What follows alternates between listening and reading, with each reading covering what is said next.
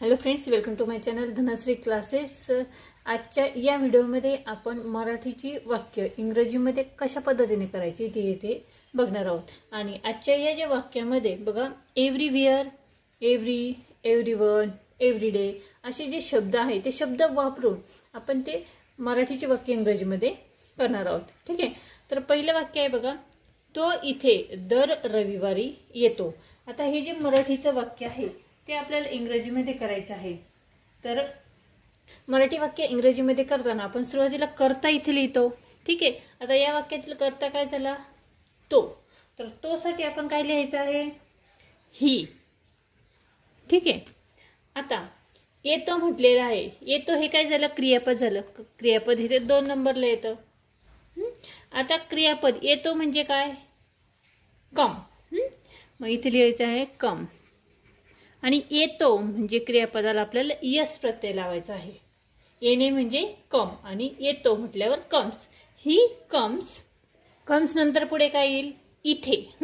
इथे साठी लिहायचं आहे हिअर, HERE। तो येतो इथे। केव्हा येतो? दर रविवारी। आता दर रविवारी त्यासाठी आपल्याला लिहायचं आहे दर साठी एव्हरी, EVERY। आणि रविवारी म्हणजे संडे, SUNDAY। ठीक आहे, SUNDAY। लक्षात आलं? दुसरं सेंटेन्स बघा, सरकारच्या या धोरणाचा प्रत्येकाने विरोध केला।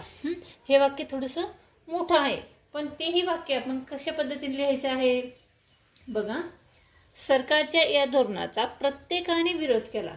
आता इथे प्रत्येकाने विरोध केला म्हटलं आहे म्हणजे प्रत्येकाने हे आपण 1 नंबरला घेणार आहोत। त्यासाठी आपल्याला लिहायचं आहे एव्हरी वन किंवा एव्हरीबडी। आपण लिहूया EVERY, एव्हरी वन म्हणजे प्रत्येकाने।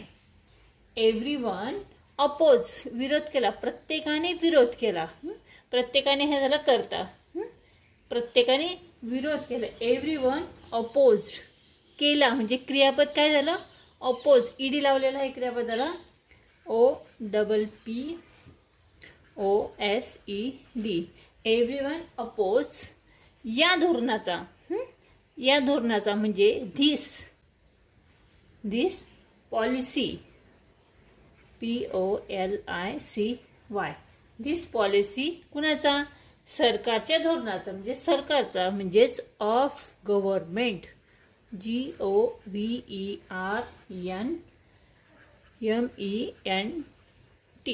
ठीक आहे, everyone oppose this policy of government. पुढचं वाक्य बघा, देव सर्वत्र आहे। अतिशय सोपं वाक्य आहे। कशा पद्धतीने लिहिणार आहे? देव हा झाला कर्ता, त्यासाठी लिहायचं आहे गॉड। ठीक आहे, गॉड सर्वत्र आहे म्हणजे गॉड इज। सर्वत्र म्हणजे एव्हरीवेअर, EVERYWHERE।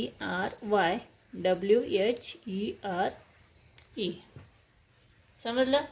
पुढचं वाक्य बघा, पैसा सर्व काही असू शकत नाही। आता हे वाक्य कसं लिहायचं आहे आपल्याला?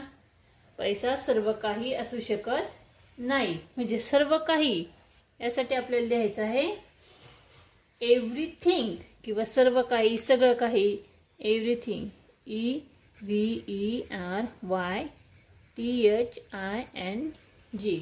एव्हरीथिंग, सर्व काहीसाठी एव्हरीथिंग लिहायचं आहे। आता सेंटेन्स आपण कसं लिहिणार बघा, सेंटेन्स लिहायचं आहे पैसा या वाक्यातील झाला कर्ता म्हणजे मनी, MONEY। मनी कांट बी, असू शकत नाही म्हणजे कांट बी एव्हरीथिंग, EVERYTHING। ठीक आहे, मनी कांट बी एव्हरीथिंग म्हणजे पैसा सर्व काही असू शकत नाही।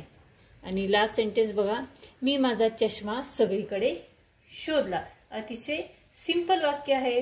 मी माझा चष्मा, मी या वाक्यातील कर्ता झाला, त्यासाठी लिहायचं आहे आय। शोधला, शोधणे म्हणजे लुक आणि शोधला म्हणजे लुक्ड, LOOKED।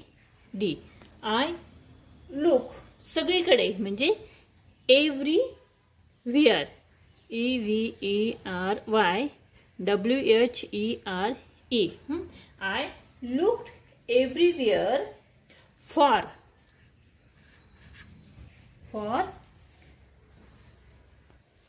नंतर लिहायचं आहे माझा चष्मा म्हणजे माय ग्लासेस, GLASSES, ग्लासेस. ठीक आहे, लक्षात आलं आपण कशा पद्धतीने हे सेंटेन्स तयार केले. एव्हरीवेअर, एव्हरीवन, एव्हरीबडी हे शब्द वापरून आपण हे मराठीचे वाक्य इंग्रजीमध्ये तयार केलेली आहेत. आय होप तुम्हाला नक्की समजतील. हा व्हिडिओ जर आवडला त्या व्हिडिओला तुम्ही नक्की लाईक करा, शेअर करा आणि हो चॅनलवर नवीन असाल तर चॅनल सबस्क्राईब करा. व्हिडिओ बघितल्याबद्दल धन्यवाद.